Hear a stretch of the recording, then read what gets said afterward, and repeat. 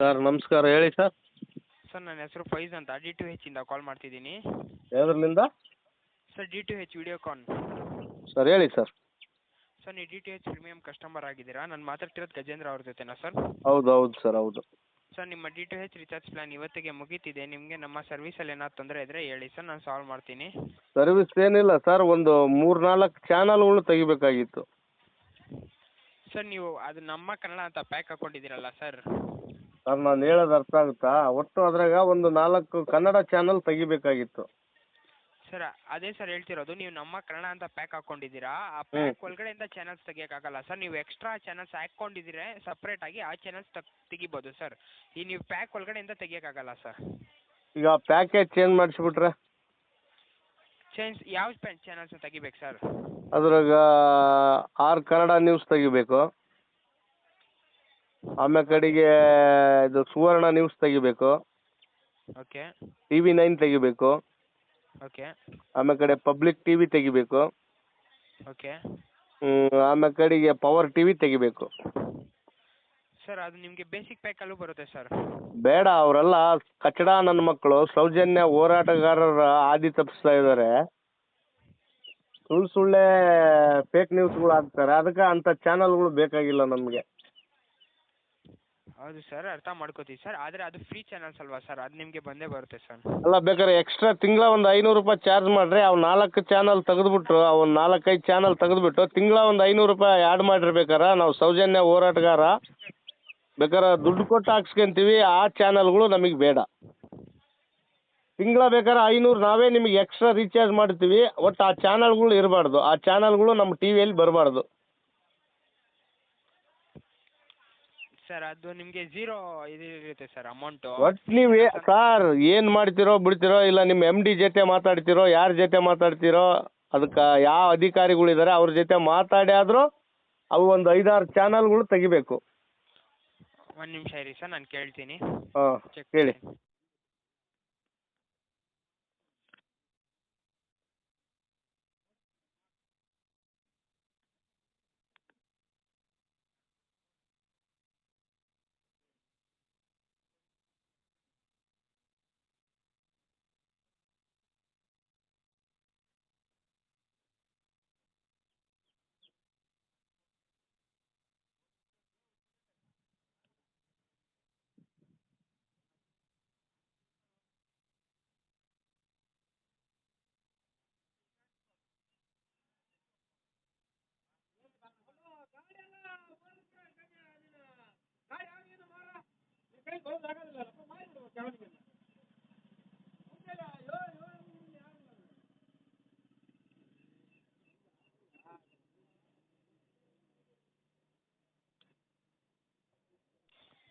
Sir sir ಹೇಳಿ.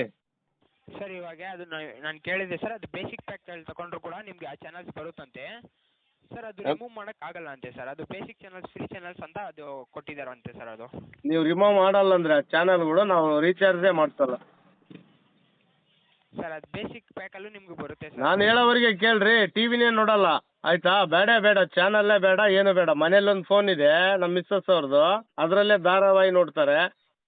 ಸುಮ್ಮನೆ ಯಾಕೆ ಹಾಕ್ಸೋಣ ನಾವು? ಆ ಚಾನಲ್ ತಕ್ಕೊಡ್ತಂದ್ರೆ ಮಾತ್ರ ನಾವು ರೀಚಾರ್ಜ್ ಮಾಡ್ತೀವಿ, ಇಲ್ಲಾಂದ್ರೆ ಮಾಡಲ್ಲ. ಒಂದು ನಿಮಿಷ ಸರ್.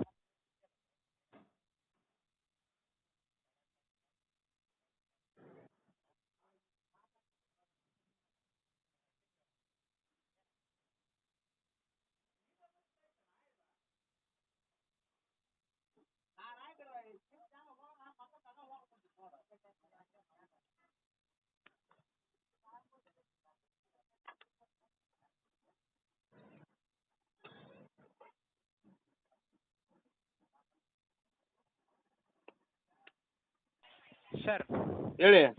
ಸರ್ ನಾನು ಕಸ್ಟಮರ್ ಕೇರ್ ಹತ್ರ ರಿಕ್ವೆಸ್ಟ್ ತೊಗೊಂಡಿರ್ತೀನಿ. ತಿರ್ಗಾ ಸ್ವಲ್ಪ ಟೈಮ್ ತೊಗೊಂಡು ಬ್ಯಾಕ್ ನಿಮಗೆ ಕಾಲ್ ಬ್ಯಾಕ್ ಮಾಡ್ತೀನಿ ಸರ್.